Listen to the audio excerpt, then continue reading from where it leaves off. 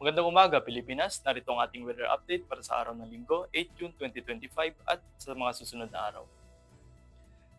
Sa kasalukuyan, wala tayong namatang bagyo sa loob ng ating Philippine Area of Responsibility bagamat meron tayong low pressure area na namataan 200 kilometro sa silangang bahagi ng Infanta Quezon at meron tayong southwest monsoon na makakapekto sa ating bansa. Para sa ating general area forecast, ang hilagang bahagi ng Luzon, particular sa Lawag, Kawayan, Baguio at Philippine Rice, ay makaranas ng bahagyang maulap hanggang sa maulap na kalangitan na may pulupulong pag-ulan, pagkulog at pagkidlat.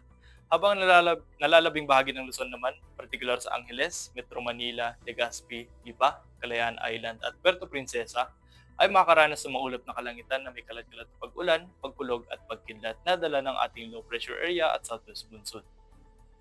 Para sa Visayas at Mindanao, ang timog na bahagi ng Mindanao ay makakaranas ng bahagyang maulap hanggang sa maulap na kalangitan na may pulupulong pag-ulan, pagkulog at pagkidlat. Habang lalabing bahagi ng Mindanao, Visayas at Mindanao ay makaranas ng maulap na kalangitan na may kalat-kalat na pag-ulan, pagkulog at pagkidlat na dala pa rin ng ating low pressure area at southwest monsoon.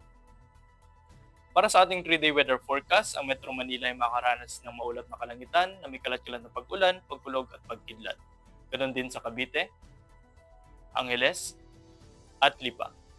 Sa Calayan Island naman at Puerto Princesa ay makaranas ng maulan na panahon na dala ng ating southwest monsoon na magiging maulap na may kalat-kalat na pag-ulan pagdating ng Miyerkules.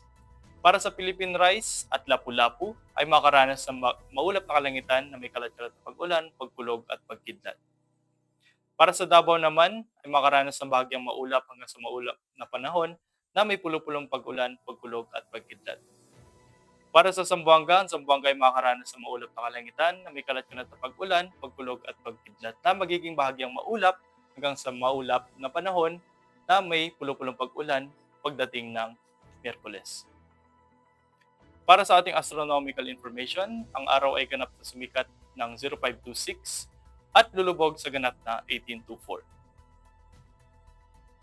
Para sa ating moon illumination ay 93% increasing. Para manatiling updated sa lagayataan ng panahon, i-follow lamang ang Air Force Weather Center sa aming mga official social media accounts. Sa ngalan ng aming Commanding Officer, Colonel Albijan Cucador, PAP-GSC, ako si Probationary Second Lieutenant Mark Anthony Tubusin, Philippine Air Force, Weather Officer ng Air Force Weather Center.